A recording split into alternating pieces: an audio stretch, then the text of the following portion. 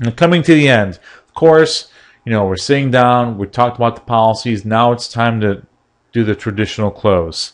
So when you're wrapping up explaining the plan, this is when the, quote, close starts, or conclusion. And this is a joint decision. Is the product a good idea for them? And is the product a good idea for you? Because I'll say something along these lines, not verbatim, of course, but looking at the situation, we could benefit from this plan. What do you think we should do?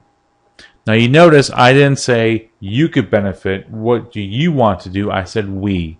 And you're going to find that your clients are going to pick up on that. They're going to be like, what do you mean we? And I remind them that, both our names are going on the application. You're going to be the insured. I'm going to be the agent that actually enrolled you in the policy. So we're both held accountable for this decision. And it may say something along the lines of, depending on the person, of course, if you call to complain, who do you think the insurance carrier is going to call?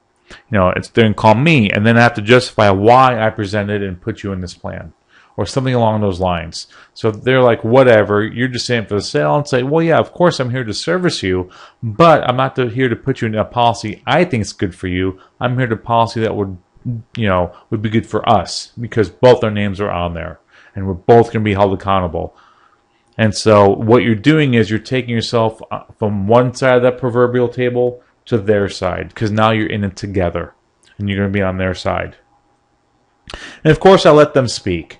At the end of the presentation, don't go on and on about features and benefits on the policy. I've seen agents firsthand talk themselves out of the sale because it just becomes information overload.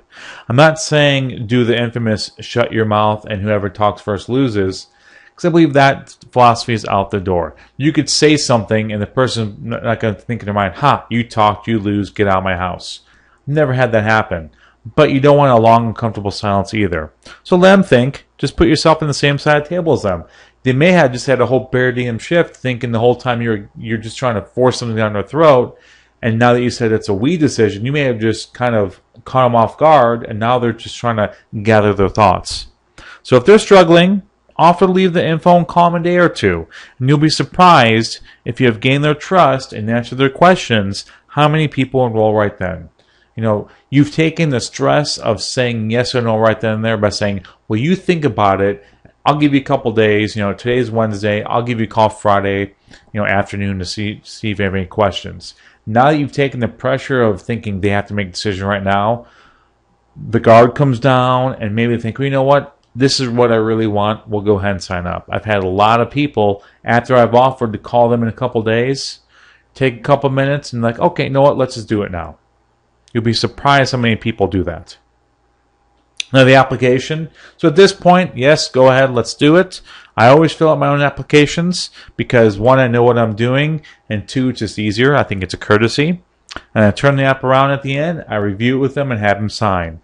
Now this is where I do that infamous warm-up. I noticed your golf clubs in the corner. I noticed your fishing poles. I noticed you have, pictures of 70 kids on your wall. What's going on there?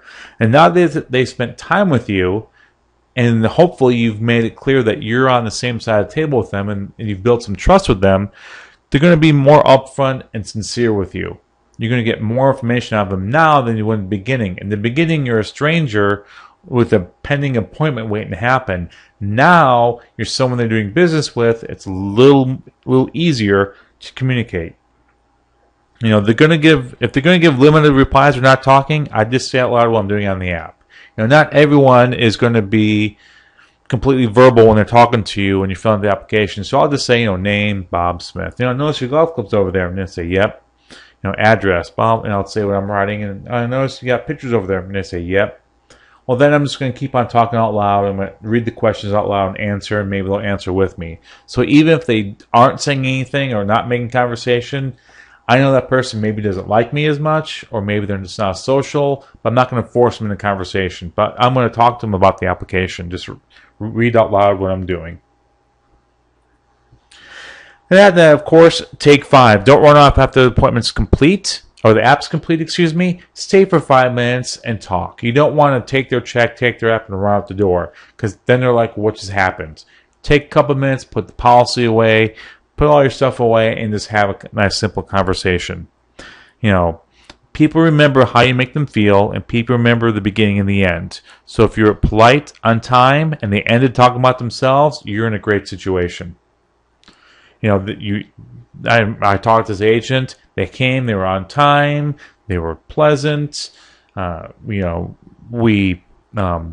answered all my questions, and they had interest in me, and I signed the application. You're going to get all these positive results if you do it this way and do it properly this way. Hopefully, this is meets your sales style. No application. What if they say, or I say to them, "Well, take a couple of days. I'll call you Friday afternoon." Great. I don't want to do anything today anyway. Well, good. Validate their decision. Take your time. If you have questions in the meantime, call me. But I'll follow up with you on Friday afternoon or Friday morning. I always say morning or afternoon because sometimes you don't know what's going to pop up during the day, and that way you're not committing yourself to a time. I always say I'll call you sometime Friday afternoon, depending on what appointments I'm running that day or in between appointments.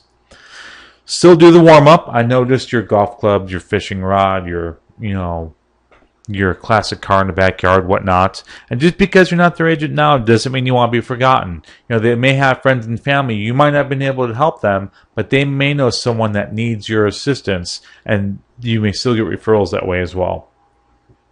So after the appointment, very, very important, don't cut and run. This is where most agents fail. They have zero follow-up. They take the application, they turn it in, and they're off to the next kill. Well, send a thank you card regardless of outcome. Thank them for their time, add a personal little note, tell me you're available for family and friends, and put in a few business cards. Here's typically what I write. Handwritten, Mr. Smith or whatever their name is, of course. Thank you for meeting with me and allowing me to be your agent. Of course, this is if they were filling out an application with me. Hope the fish are biting better next trip. Something a little personal in there, whatever you could write in there. If you or any family or friends have any concerns or questions, please call me. Thanks again, Mike Catorna. I handwrite my phone number, throw in a couple of business cards, and I shoot in the mail. And this is when I ask for referrals. Yes, this is the only time I ask for referrals. I don't ask for referrals at the appointment. Why? Well, when I'm talking to a client, I make it about them because that's who they're concerned with. They're concerned with themselves. At that moment in time, most appointments you're on will be about them. So, give you an example. My P&C agent, my auto and home agent, has never asked me for referrals, but gets them from me all the time. If most people aren't comfortable giving out names of family and friends of people they just met, even if they have gone through the application with you, they signed, they cut you a check. At the very end, if you're asking for names of family and friends, that may put them in an uncomfortable position. Well, remember, they're going to remember the beginning and the end of the appointment. So if they remember in the end you made them uncomfortable, they remember that uncomfortable feeling. Yeah, I met with Mike. He was nice, but there was just something about him that rubbed me the wrong way. Well, they might not remember what it was, but they're going to remember that I rubbed them the wrong way, and I did that by asking for family and friends' names. So I don't ask for referrals. I always send them a card and do it that way, and I've had no problems getting referrals. It takes a little more time sometimes, but you get better referrals. So in review, remember that people remember three things: when you arrived, the beginning; when you left, the end, and how you made them feel. Make sure you show up on time, you get down to business, you talk about the policy, you talk about the decision, it's a we decision, you wrap up, and you warm up, and you follow up. Now, success is a science. If you have the right conditions, you will get the results. So if you set the stage properly in the home with these clients, you're going to have success. So I want to thank you. For more information, please visit SEMA at SEMA-net.com. You can post or answer, comment on questions from other members, read and post blogs, and more. So feel free to visit. Again, my name is Mike. Thank you.